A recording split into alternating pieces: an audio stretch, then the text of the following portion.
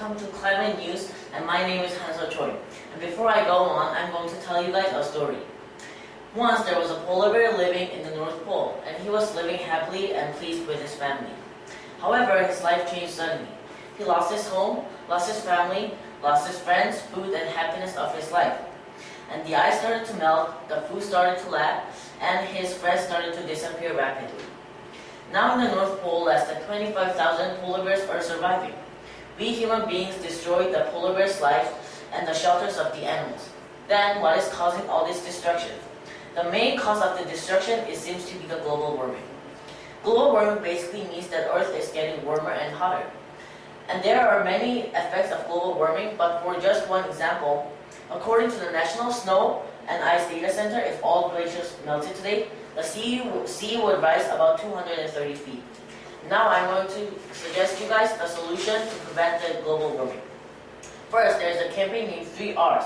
The 3 R's stands for reduce, reuse, and recycle. Reduce means to use it less. Also, it means that you save the energy or think deeply before you buy one thing.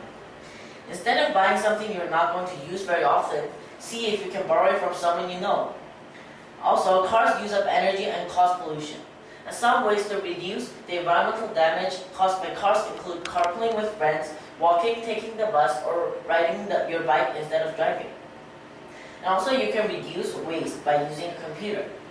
Many newspapers and magazines are online now. Instead of buying the paper versions, you can find them on the internet. Also, you should remember that you should print out only what you need. And everything you print out that you don't really need is a waste of paper.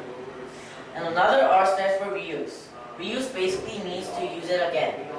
In Korea, seniors give school uniforms to the juniors so that they do not have to buy a new one and spend money and resources.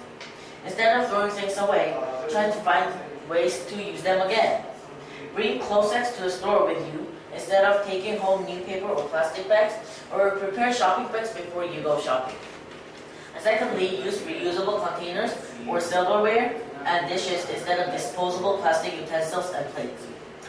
The last R stands for recycling. Recycling is using the materials used for the item again. Many of the things we use every day, like paper bags, soda cans, and milk cartons, are made out of materials that can be recycled. Recycled items are put through a process that makes it possible to create new products out of the materials from the old ones. And these suggestions were the simplest suggestion that I could give you guys, and you guys could do this in daily routine. So how about trying one today?